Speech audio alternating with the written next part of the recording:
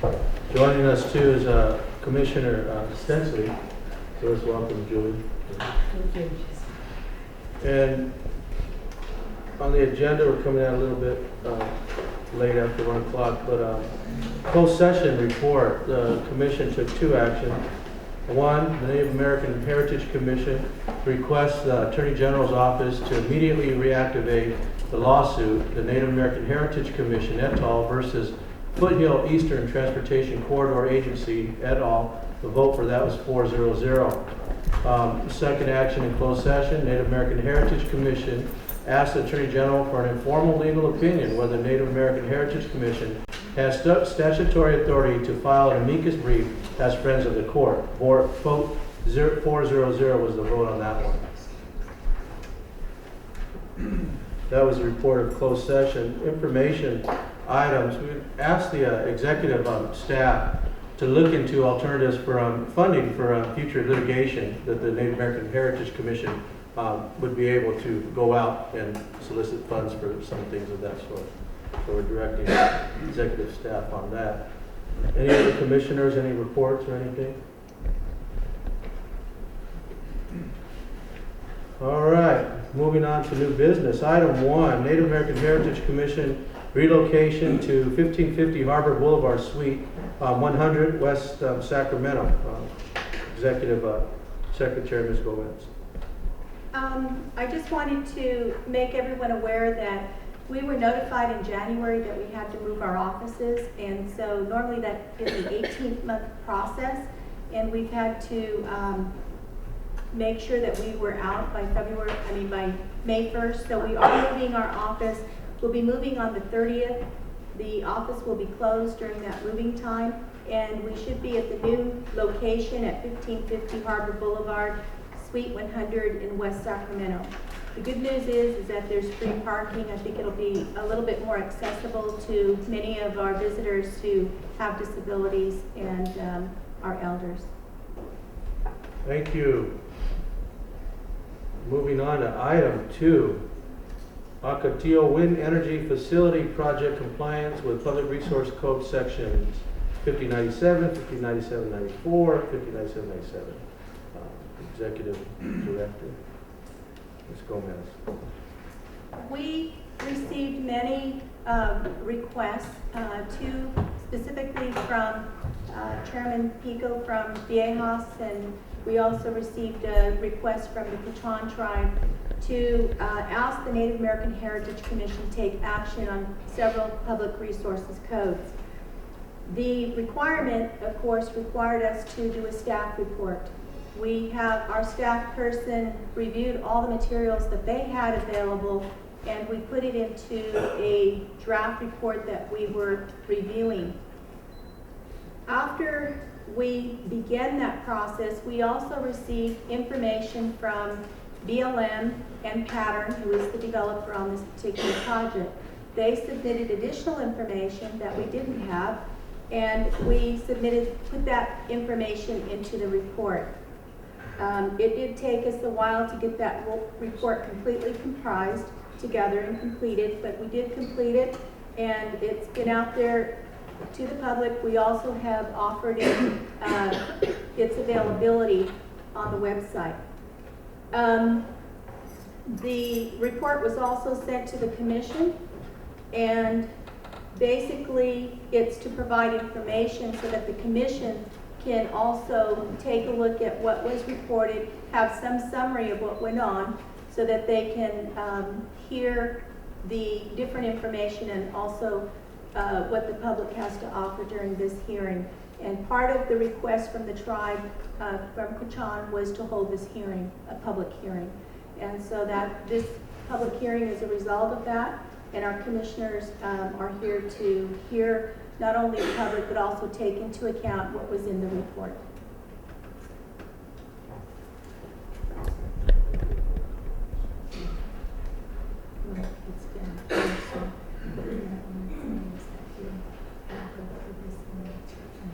We have a lot of slips on public comment. So what we'll do is we'll go through the agenda where it says public comment is when we'll actually start calling people up on those issues. Next is item 3, SB 659, develop and adopt professional qualification standards for archaeologists. And this was introduced by Senator Member Lonnie Hancock. Is everybody ready to speak on behalf of Commissioner Miranda?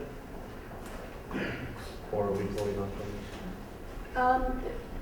Commissioner Miranda was unable to be here today to make a presentation. However, we did provide the information in the back of the room if you'd like to follow that particular litigation. She wanted to make sure that she brought to our community as well as the commissioner's attention that those two, AB 659 and also, I'm sorry, Chairman, getting a little ahead of you, but AB 52 was brought to your attention that those two are going forward. So we just put the information out there, and since Commissioner Miranda is not here, I don't see how you can take any action. Unless you choose to. Anybody? No? No. All right, so items 3 and 4 is something that those two bills we're following, and the next meeting, Commissioner Miranda will present on those. Now back to, we'll take these in order. We do have one slip on public comment on AB 52 with the CEQA. And moving on to public comment, if there's no objections, I'd like to take this out of order and have the one slip read before we go into the dialogue with the Ocotillo. Is that okay? Yes. So I have a speaker, actually for item 4, dealing with CEQA, and that's Rose Duro or Vince Whipple. On item 4. I'm going to defer comment. Your comment was on CEQA, item 4? I'm not going to comment. Okay, thank you. 2 more on Ocotillo. Anybody else on any of the other items besides Ocotillo? All right. We're going to move over into public comment now, and we're going to start with on item 3, or item 2.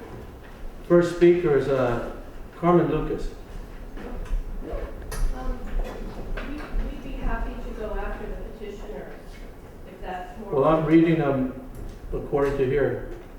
So we're going to public comment. Do we want the petitioners first? Oh, I don't know if there was a presentation first. We just don't want to get in the way of whatever the tribes for petitioning want to do. Well, it'll come there, I believe, in public comment, so.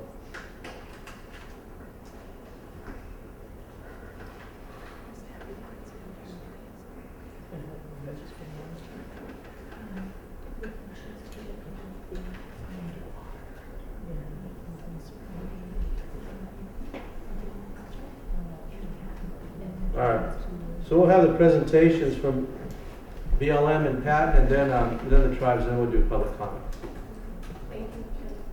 So we'll bring BLM and Patton up first. Pattern?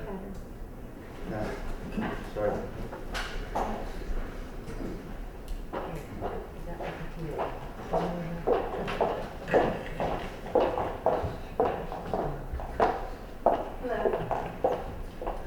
Thank you to the Commission for letting me come up and speak here today. My name is Natalie Mathieu. I was involved in the development and permitting of the Ocotillo Wind Energy Project. Early on, our mindset going into this project was we wanted to meet with as many tribes that would meet with us, listen, be respectful of their concerns, and find a way to work together to build this project in a responsible way. We had many pre-construction meetings with Campo, Riapai, La Posta, Manzanita, Cocopop, and Isabel.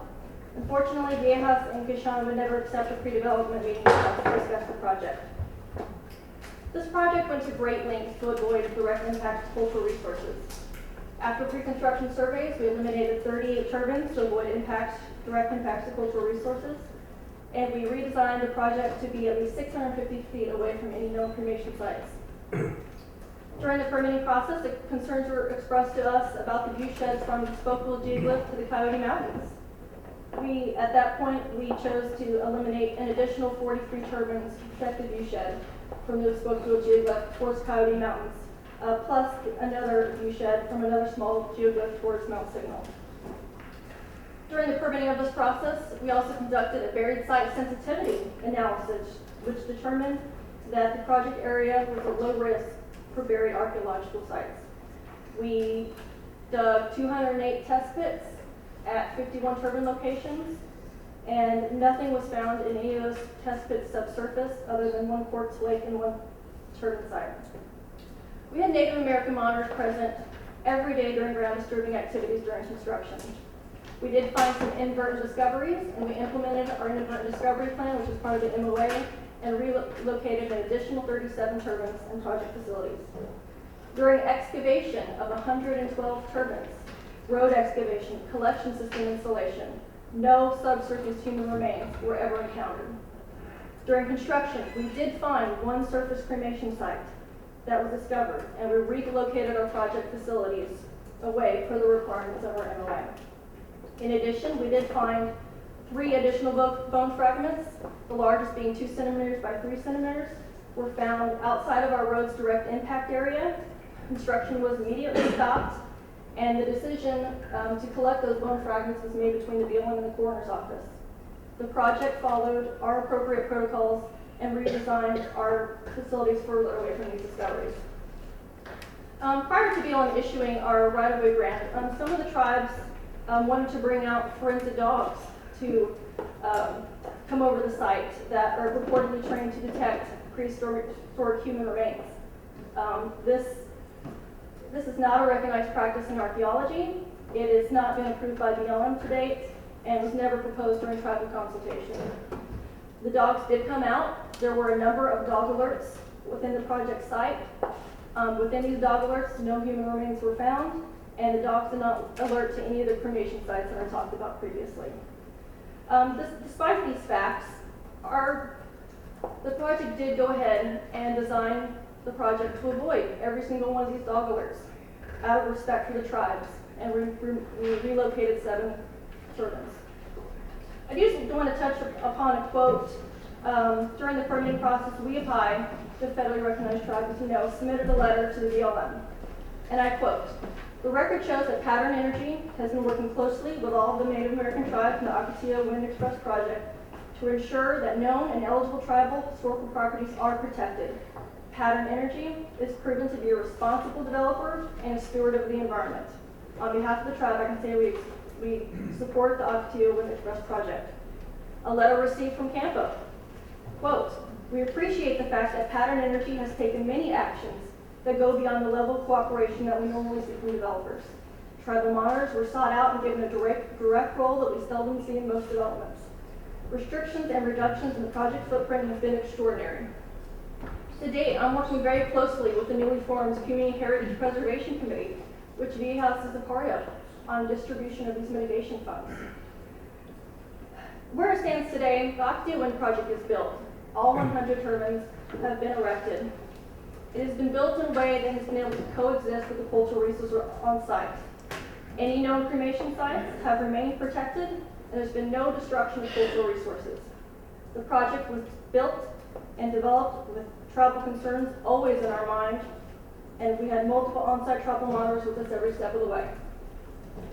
Just want to touch on, I've come to learn that the Spokeville geoglyph is a very important and spiritual area for the tribes. And if you look at that plateau that it sits on, has a serious erosion problem. And I have concerns that over time that geoglyph could be destroyed from natural causes.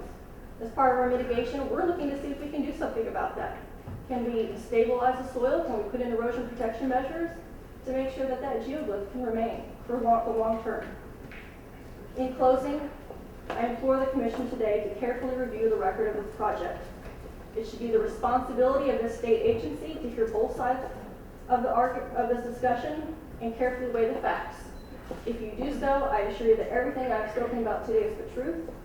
I assure you that everything my company has done, we've done everything possible that we could to be respectful of tribal concerns, to ensure protection of the cultural resources on site during construction and for the long term. I assure you our efforts have been genuine, and we look forward to continuing working with the tribes and having a respectful relationship with all the tribal nations going forward as this project continues to produce clean, renewable energy for the state of California. Thank you. Thank you. direct it straight to Patty. Yes. You have questions for Patty? Yes. We have some questions for Patty from some commissioners. Sorry.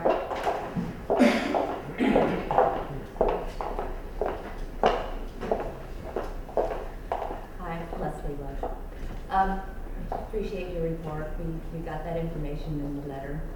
And one of the things, I guess, you say all of it has been built out now. There's, the only other any sort of ground disturbing activities that are going right now is reclamation of the site and some gate installation.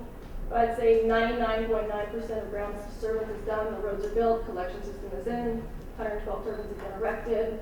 We're just doing reclamation and some gate installation is the last bit. And I appreciate the fact that you cited and said that we had not seen or considered the Leopai or the Campo tribes' support of the project, but we had. We understand that. And but again, you have to understand that they're not the only tribes. So there is consideration for the other tribes. Yes. And what is it that you understand about the spoke wheel geoglyph, the significance of that and its area? You know, it was actually originally brought to us, Carmen Lucas there, and I attended even on site with Paul Cuero from Tampa when they did the traditional songs, the tribal songs, and I really saw and felt the spiritualness and connectedness that the tribes have to that area. And I'll never truly understand as a Native American, but I really feel that when we saw that, we really took extra efforts to try and protect that and for trying to protect that viewshed. And as I mentioned before, we're going to see what other things we can do to help prevent the erosion from out there. And I just wanted to make clear that, I've read in some of the reports that, it's never been declared a cultural protected area, resource, those kinds of things. But these are some things just to further your understanding. These are some of the things that we don't necessarily put out there necessarily on record, and that has been to one way a benefit and one way a detriment. Benefit when there aren't people that are coming in and raiding the area. A detriment because on record as we go along in today's law, that the things have to be put into record in a certain spot, chronological era, and if that box has already been checked off and then you come in later and go, but really this is a culturally sensitive site. Well, I'm sorry, but the law says. So that's our concern also, and what we believe is also our, as a state commission, is what we are supposed to do is to understand that the laws, but also understand the application of it and the sensitivity towards it. And when you say I've read it was 40% you cut back on your project, correct? Yeah, it was, originally it was about almost twice as big of a project. About 200, wasn't it? Yeah. So how does that relate to the project overall for its capacity to really put out what it was projected to put out? I mean, how does that equal, I guess I'm interested in this as a taxpayer.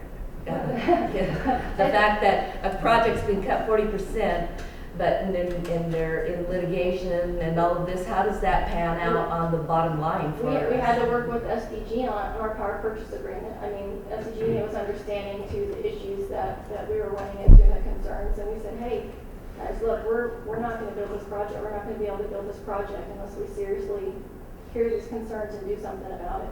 Okay. And so we cut the project and only committed that we would be able to supply SDG with that amount of power for 100. Okay, so you did have to renegotiate your understanding what type of output you'd be able to contribute. Yeah, it was discussions with SDG and acknowledging to them that that was where we were going to end up.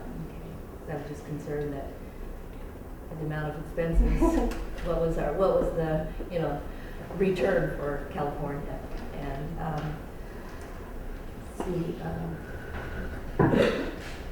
in that regard, I know it was noted that there was thousands and thousands of acres. Do you see this project then having been worth that?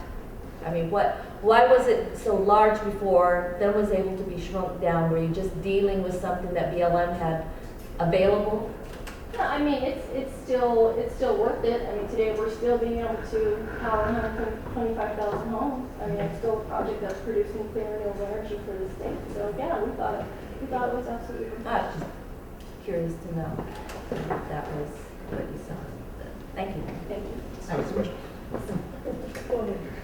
Just on the, I guess I heard you make a statement with regards to just the significance of cultural material, and you said there's really no cultural sites there, but at the same time, perhaps I'm misunderstanding you. As you observe the spoke wheel and the geoglyphic formations there, do you understand that now to be a significant cultural area? Yeah. Because there's a thing you said, Oh, I no did not- cultures, I and did- because I did I'm not seeing things here, say and I that didn't hear there it right. was not significant cultural sites on there. I mean, we avoided anything from lithic to pottery shards to geoglyph, anything that we came across. Let's avoid any impact to that. Was our mindset going into that project. Sometimes you can't come across stuff, and let me qualify my statement by that. Being Shumash, I know that I have a responsibility to the Western Gateway. That Western Gate for souls from all tribes to go through to the next land doesn't have a boundary. I know geographically it's an area. I can't put my finger down on it and tell you this is where that boundary is. But I know that's a corridor, just like the folks here in these tribes have a corridor for their souls and their people. So I think that's a real important fact that you have to factor in, that you may not have some tangible soil, geological materials to put in hand and look at scientific evidence. You have to understand tribal people have a very spiritual connection to the land, and that has to be absolutely respected. Well, thank you for your report. My name is Jill. You know, it's really hard to tell the Western world here to unplug. Everybody wants their energy, and we are trying to find different ways. You know, not too much I know this is all, you know, we're here to discuss the native issues, but I also look at the migratory birds and just the visual impact that wind turbines cause. When you're in a sacred site such as highly documented as this for future, you know, reference and future research, because this is done, to take into consideration, or I don't know if you even considered the journey to these sacred sites. And when reading about how the people didn't define the boundaries, it's really hard to do when you have people from several places of origin migrating in their journey to these sacred places. It's not just that area that is sacred. The whole journey is sacred. And it may take days, it may take weeks for them to get to that place. So, you know, when they want to talk about preserving more than just that space, in my mind, that's what I feel. They're considering the journey and all the possibilities that can be found in the protection along the way. And that's been expressed to me as well. I mean, we're currently contracting with the Community Heritage Preservation Committee to do a full ethnography that would also include a trail study as well that they're interested in doing. So we're happy to work with them on that as well. That's good. Thank you for all the work. Thank you. One more question, Natalie. So is what you just mentioned, is that a part of the follow-up that's going to happen after when the project is? It's right now. We're in the process of contracting for that. It's part of our mitigation. Is that committee the same place you received your Native American monitors, or were they private firms to themselves? Any of the tribes were able to submit Native American monitors. So I think everyone, all the tribes worked on the project that I'm aware of. And you work with the tribes individually to obtain those monitors, or? Our Tierra Environmental, who's our lead archaeologist on site, they contracted through Tierra to be on site. Okay. Thank you. Thank you very much. I Any other appreciate your questions for time. commissioners? Hearing none? Thank you. Is there any other representatives from Pattern that wish to speak?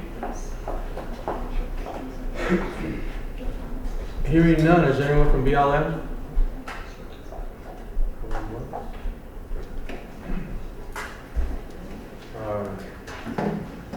Right now, we'd like to bring up the chairman, Anthony Pico, from Viejas.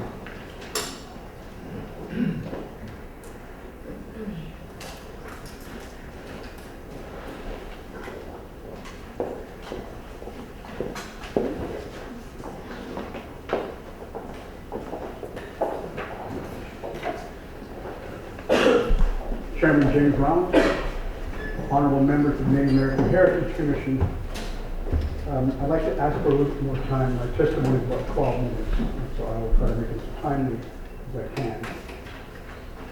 I'm Anthony Pico, and I'm chairman of the Viejas Band of Kumeyaay Indians. And I truly appreciate this opportunity to testify before the commission this afternoon. A day that's been long awaited and has been implicitly postponed for over 2 months. And during those 2 months, the remaining 18 turbines have been erected, and the project is now complete.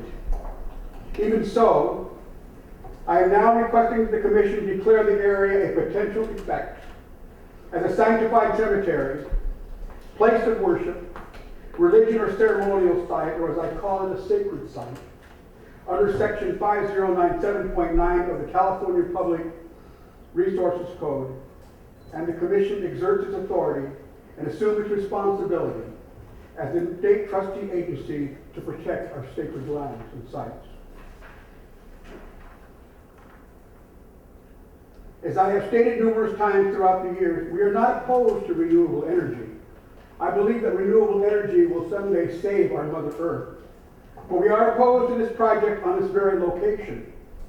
We support the development of responsible renewable energy projects so long as they comply with the letter and the spirit of applicable laws and policies, and so long as they do not threaten the wholesale destruction of tribal resources and sacred sites. In other words, not at the expense of our cultural identity. This project is on 11,000 acres of public lands under the jurisdiction of federal and state agencies. It's about 2/3 the size of Manhattan. Mounted with 112 turbine generators, each standing 450 feet tall, blighting the view sheds of 3 sacred mountains, Coyote, Signal, and Sugarloaf Mountains. And Coyote Mountain is especially sacred to the Kumeyaay people because it's a part of our creation stories. It is well established in the records that the project area is a treasure trove of Native American culture, history, ceremony, religion, including at least 287 archaeological sites, petroglyphs, geoglyphs, hundreds of thousands of individual artifacts such as lithics and pottery, burial items, etc. 24 prehistoric trail segments, and 6 identified National Register burial sites. In addition, on May 7th and 8th of 2012, 7 new sites recognized by the Bureau of Land Management were alerted by forensic canine dogs for the possible presence of burial items and human remains in the 16 to 18 pad samplings out of 112. There are, however, 62 dog alerts between May and July field visits. This is only the tip of the iceberg, since the wind and the rain and the sand of time have shifted and canvassed the records of our existence. Viejas began its quote-unquote government-to-government consultation under the National Environmental Protection Agency, NEPA, and the California Environmental Quality Act, CEQA, with the BLM, the County of Imperial and the applicant Pattern Energy in May of 2011.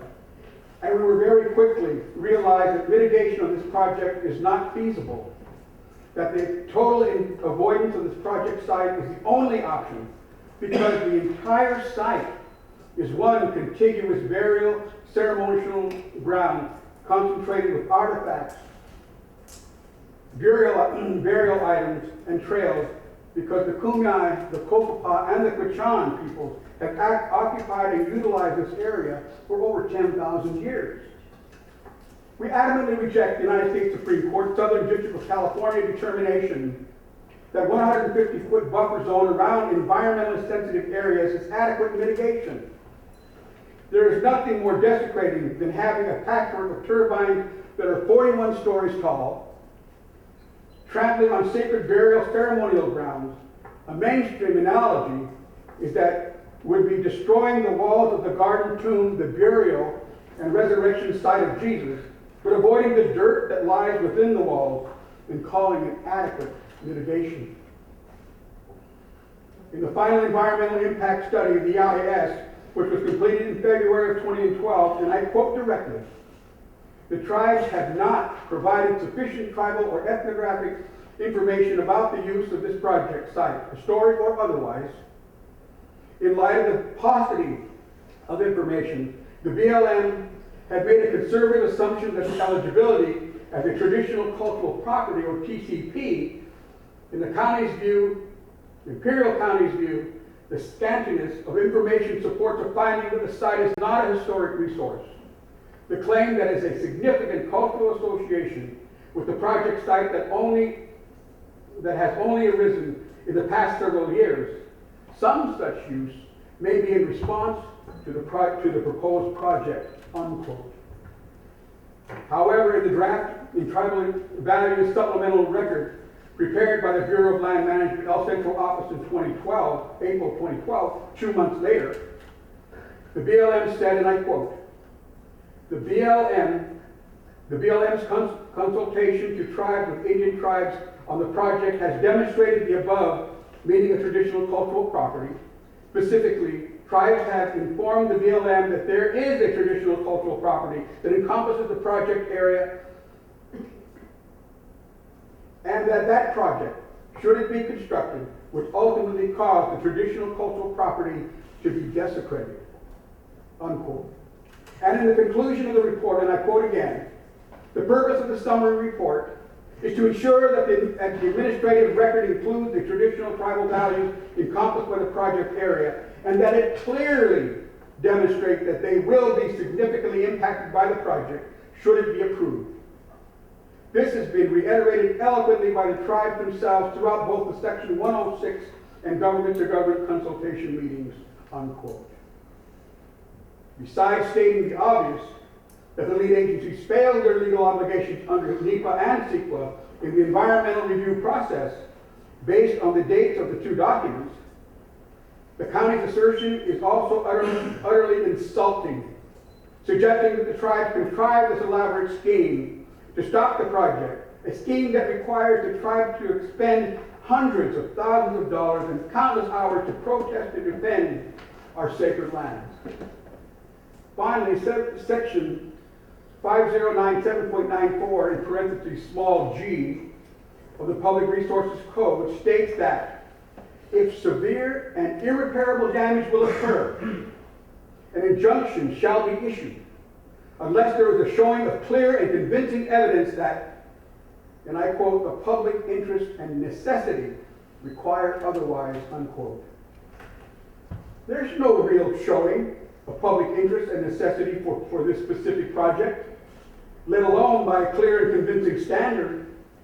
Such a showing would require real alternative sites for the project sites that are already damaged, that could be restored to a true social purpose, not pristine and sacred sites like this one.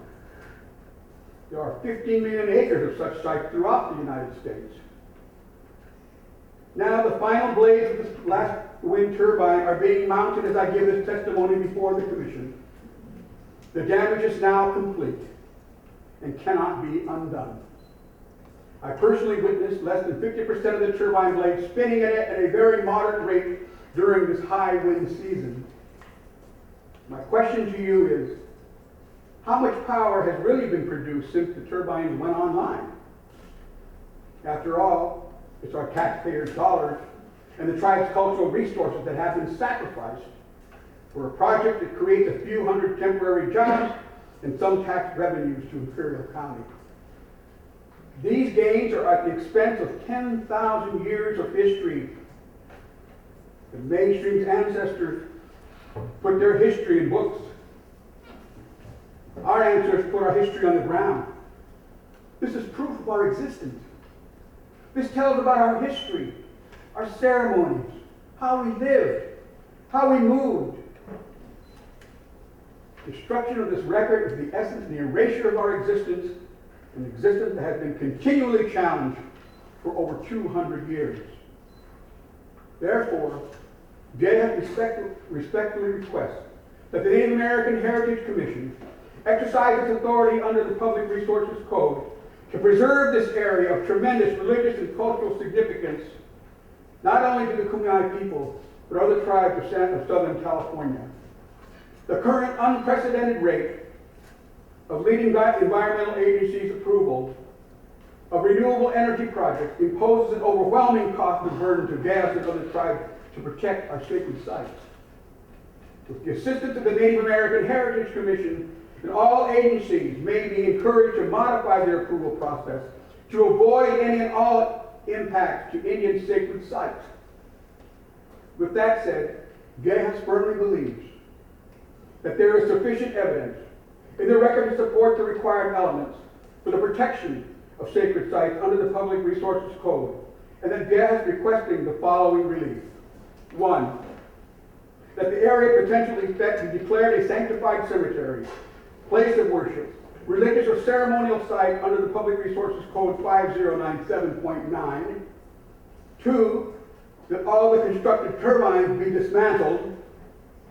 3, that significant additional mitigation funds be made available for the Kumeyaay Repository of San Diego County that meets federal requirements to store human remains that cannot be repatriated, and cultural artifacts, an electronic repository, and a physical library to store all documentations and archaeological ethnographic studies and the Kumeyaay people in this region. 4, that significant additional mitigation funds be made available for thorough and comprehensive archaeological and ethnographic studies in the area of potential effect. 5, reinforcement of the policy that lead agencies and applicants must work through committees and entities that have been formally designed by the Kumeyaay bands to handle different aspects of the government-to-government consultation project, such as, but not limited to, the Kumeyaay Cultural Repatriation Committee, the Intertribal Protection Council, the Kumeyaay Heritage Preservation Committee, and the Kumeyaay Degano Land Conservatory. And 6, a reinforcement of a policy that the Memorandum of Agreement and all of its accompanying plans in handling cultural resources, human remains, mitigation, and tribal monitor participation must be in place with specific details under the true government-to-government consultation with tribes prior to the project's approval. And 7, a reinforcement of a policy that tribal cultural monitors have significant input in the project along with the lead archaeologists in all phases of the project. Additionally, tribal cultural monitors shall be furnished with cameras and geographic information systems equipment to document all the findings during this project. And in conclusion, I'd like to leave you with these remarks that are not part of my written testimony. When you look at the United States and the Supreme Court cases involving Native Americans and tribal nations where resources like timber, land, minerals, water, we lost every single one of those cases in the United States Supreme Court. Now that the United States District Court has spoken, the injustice towards Native America continues into the 21st century. Does economics trump justice in this country? I believe it does.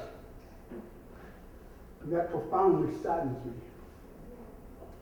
I cannot understand, we cannot understand, how federal and state institutions who have trusted fiduciary responsibilities to Native Americans allow the utter destruction of arguably the richest cultural resource in our country in Ocotillo Valley. How the laws and policies have been passed so that this kind of utter destruction cannot happen. More importantly, what can we do together so that this cannot happen again? I want to thank you for your valuable time, your attention, honorable men and women of the Commission. Are there any questions for the Commissioner? Thank you. Chairman Pico? Do we have a question? Oh, excuse me. Commissioner Lopez? I just wondered why, and I'm sorry, is it Ms. McCune? McCune said that Viejas and Sean did not accept any meetings, pre-consultation meetings. I'm sorry, I really can't hear that well. My ears bleeding good enough, I'm saying it's getting back. I know, same here. The representative from Pattern said that Viejas would not and did not accept any meetings with them.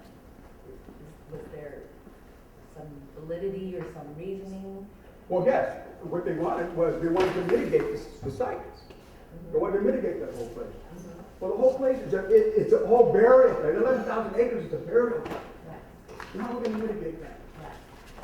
Okay. We have met with them, along with the Bureau of Land Management and the state office of the BLM. So you did meet? Yeah, we were there with them.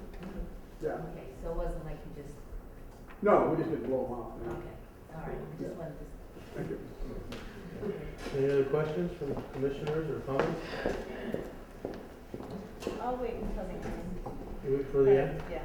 Okay, specifically for Viejas or Chairman Pico? No.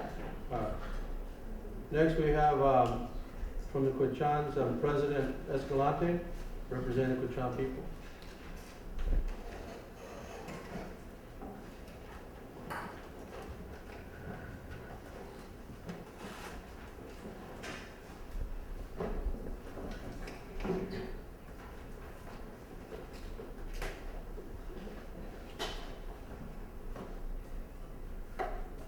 May I approach?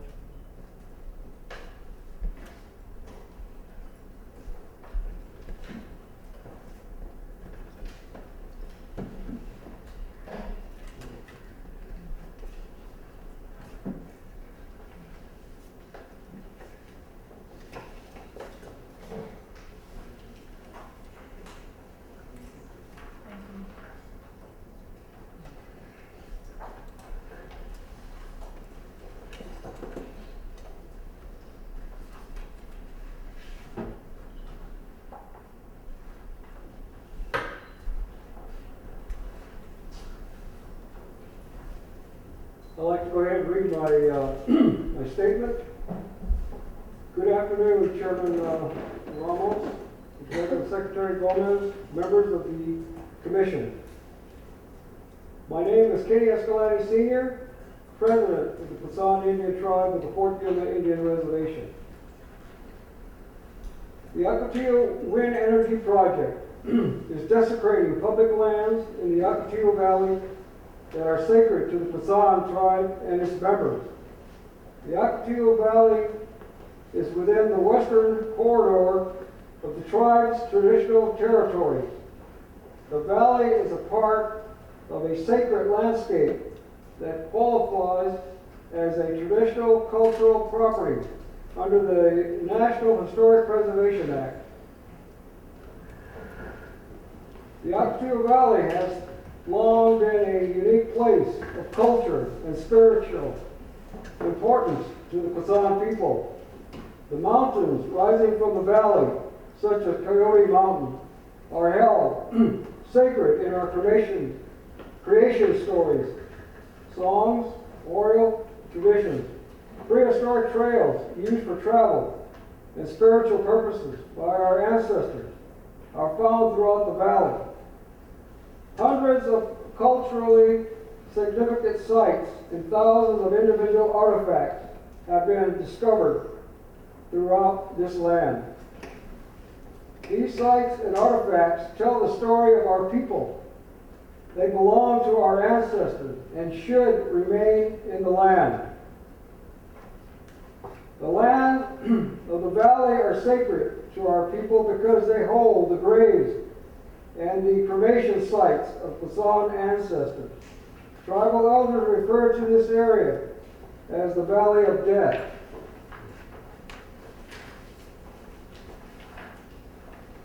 Because of the numerous cremation sites, the Ocotillo project, built on graves of Quechan ancestors, is an unlawful desecration of our sacred Indian cremation sites.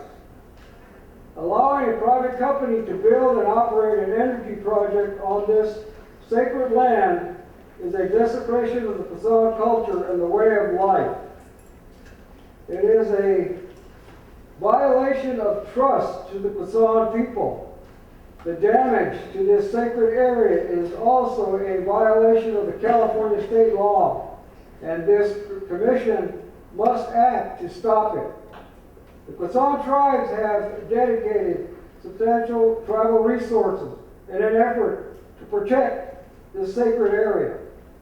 In recent years, the tribe have been forced to intervene to protect land in and around the Ocotillo Valley from the threats of harmful development. In 2010, the tribe successfully sued to stop the Imperial Valley Solar Project from destroying hundreds of archaeological sites just a few miles away from the Ocotillo project site. In 2011, the tribe helped stop a massive private developer near Coyote Wells that would have harmed Indian graves and cultural sites.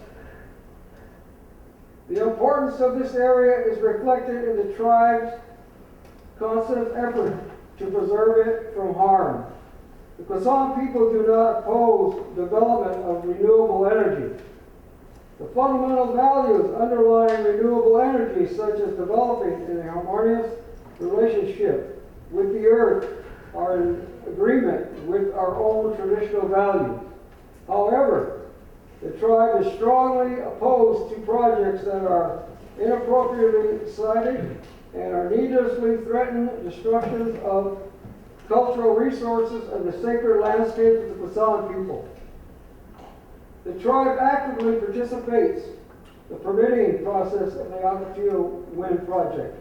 The tribe repeatedly told the Department of Interior that the land was sacred and that the project should be moved to another more suitable land. The federal government ignored our concern and rushed to approve the project in this sacred area.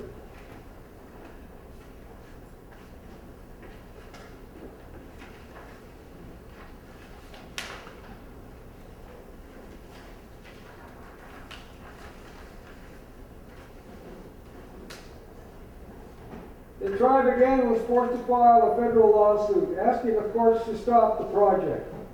This time the courts declined, but only because federal laws are not adequate to protect sacred areas from harm.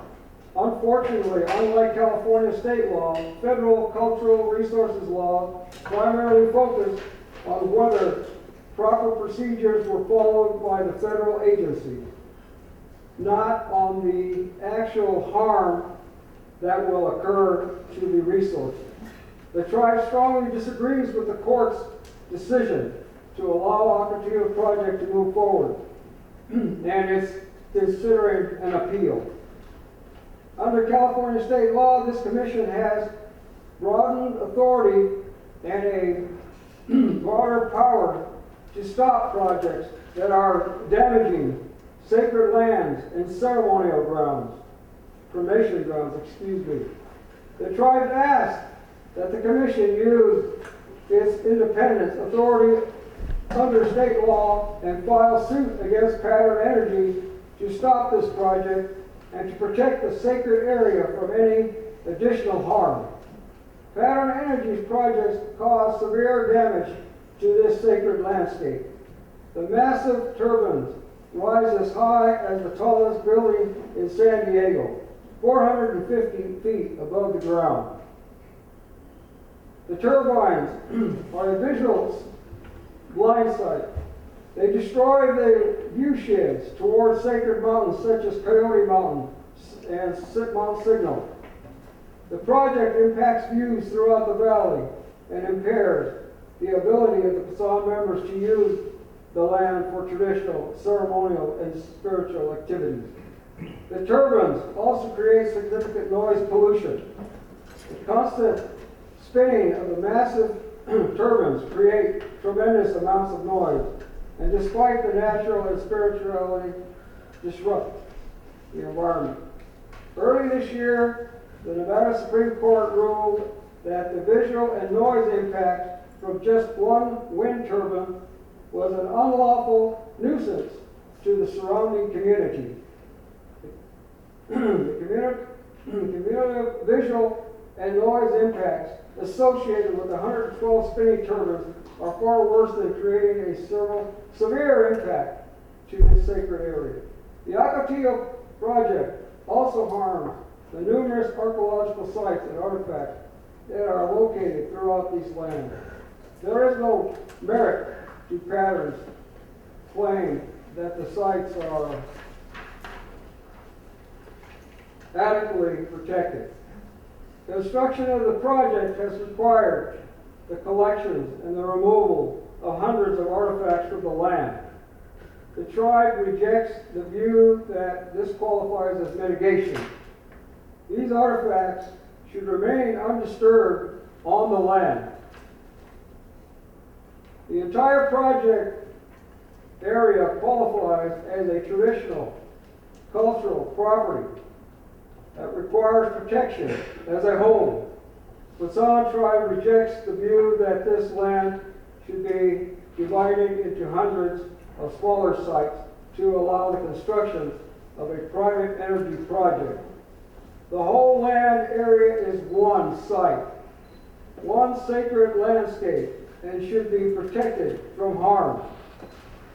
Of most concern is the severe and irreparable disruption to the graves and cremation sites of the Quezon ancestors. The construction and operation of a private energy project with its turbines, roads, buildings, transmission lines is a desecration of our ancestral final resting place. The federal government would not stand idle by if Pattern Energy wanted to build wind turbines throughout the Arlington National Cemetery. The government would use all its powers to stop such desecration.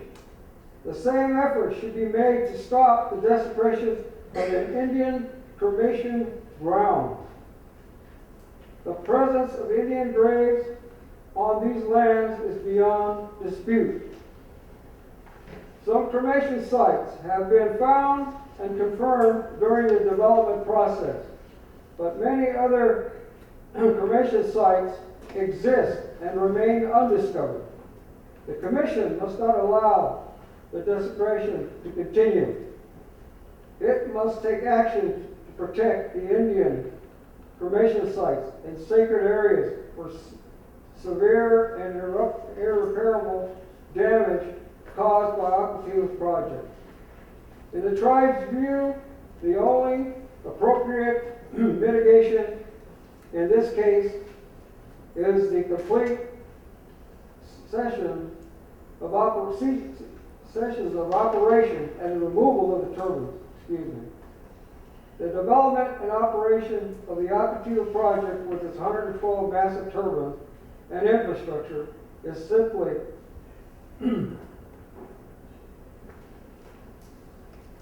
incompatible with this sacred landscape. On behalf of the Quezon Indian Tribe and its members, I ask that the Commission to take action to prevent and irreparable damage to the land held sacred to the Quezon people. Thank you for your consideration. Do we have any questions or comments from commissioners? I would like to ask, during the consultation processes, I know it's stated that there's only very few places where they can put these wind projects. Did they ever give you any other alternative sites that they were looking at? Not that we're aware of. It doesn't state in there either. I just wonder if they had any No, not. alternatives. In fact, I think it was just something that they felt that was going to happen and was going to be in their favor, and I think along with everyone else's assistance, push the project through without really sitting down and listening to the tribes that were opposed to this particular project. I do know numerous times we stated to BLM that wasn't the place for this particular project to take place. I think I even mentioned the fact that what part of no, do you not understand? Take your project elsewhere. Period. During the whole process, in the beginning of the surveys, were you aware of the documentations that were going on? Was there consulting with the monitors? Were any of the monitors from your people that were out on the job site? They had, what, 5, I believe? My understanding, there was the use of monitors, but you hear the different stories of who the monitors were actually working for, who the archaeologists were working for. I think there were some times that I'm pretty sure and pretty certain that people were fearful about losing their job, and maybe we're not recording probably what they should have been recording because they're fearful of them losing their job. So since this was a survey, then you really had, did you have any knowledge of the final report of the survey prior to them even beginning construction? Were you given those types of information? Not all. No. No, not all. I appreciate your time. Any other questions? Yeah, to what degree, I mean, I heard you mention BLM participating, I'm sorry they're not here today. Were they involved in the mitigation as much as Pattern, or was Pattern the lead agency that took over for BLM to go through the mitigation process?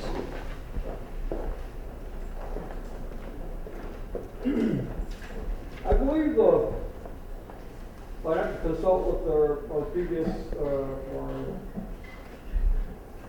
preservation officers who are more involved in particular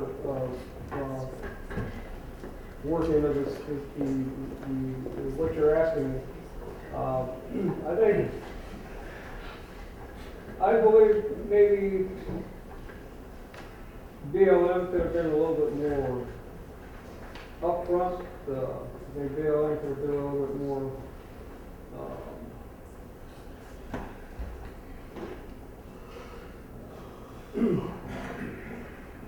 I would say, hopefully, I would assume that BLM would be there as stewards of the land to protect, these particular sites and these particular commercial sites and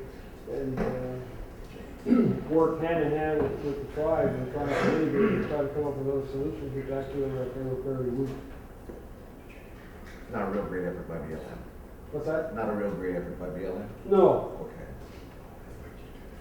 I'm just trying to get a picture of where BLM landed in all this, and I'm not trying to put a finger on anybody, just trying to understand how they cooperated with the tribe. They were the government federal agency that was kind of the lead in all of this, and it's on federal lands. And I know that although they hired Pattern, they had a responsibility. I think Chairman Peter stated that his comment about that, and I'm not sure I actually am clear about what they actually have contributed as much as they have. I'm just kind of. Well, that's like I said, when BLM approaches the tribe, especially what's on, and we try to convey to them the fact that we don't think it's a suitable area or it's a suitable project, or we think, we're not in agreement to it, move it elsewhere, take it elsewhere. It just seems to fall on deaf ears. And that's what I'm trying to figure out here. Was it on deaf ears? And hopefully, in some way, this commission can help and facilitate some type of opening the ears. I don't know. I'm just taking a shot at this, but I'm just wanting to know, to understand the dynamics of what's occurred in this project. And although it was on federal lands and some state lands, I'm really trying to understand what their role was, how they helped or did not help the tribes in this effort.